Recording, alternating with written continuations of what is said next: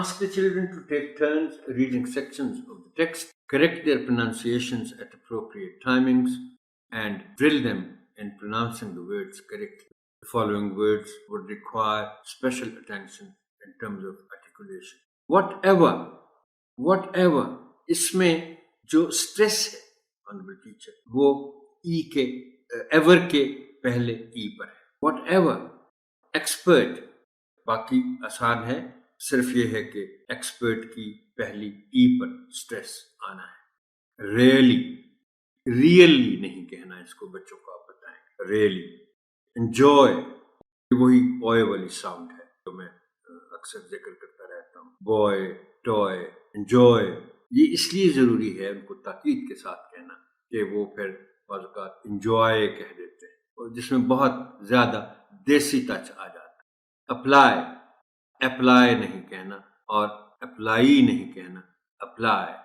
Opponent, ये word जो है ऑनरेबल टीचर अक्सर औक़ात लफ्ज को जो नहीं जानते दुरुस्त तौर पर कि इसका प्रोनाउंसिएशन क्या है, वो अपोनेंट बोल जाते हैं, बल्कि अपोनेंट बोल जाते हैं. अब नेंट का तो मैं आपको कई मरतबा बता चुका हूं कि NENT या MENT दोनों किस्म के जो एंडिंग्स हैं वर्ड्स की, वो अंट या मंट के तौर पर बोली जाएंगी. और यहां इस लफ्ज में स्ट्रेस पी पर है, ऑब्वियसली पहले पी पर, और जो ओ है पहला ओ इस वर्ड का, उसको ओ के तौर पर ओ की साउंड में नहीं बोला जाएगा बल्कि की साउंड में बोला जाएगा.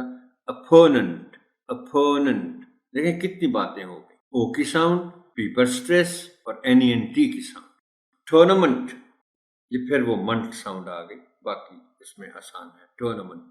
रियलाइज, लाइज नहीं कहना, रियलाइज. रियल कह जाते हैं लोग, रियल. क्वाइट. अच्छा, इसमें खास तौर पर जो नुक्ता अहम है, असल में एक और वर्ड है जिसमें लेटर्स यही हैं मगर जो आखिर में इस लफ्ज के ई है वो दूसरे लफ्ज में टी से पहले आ जाता है, और वो लफ्ज है क्वाइट, जिसके मानी है खामोश, और ये है क्वाइट. सो दोनों को डिस्टिंग्विश करने के लिए, अलग देखने के लिए, ये दोनों अलग अलग प्रोनाउंसिएशंस हैं इसके. दिस इज क्वाइट, जिसके मानी है हाँ बिल्कुल. इम्पोर्टेंट, ये फिर TANT की साउंड इसमें इम्पोर्टेंट है.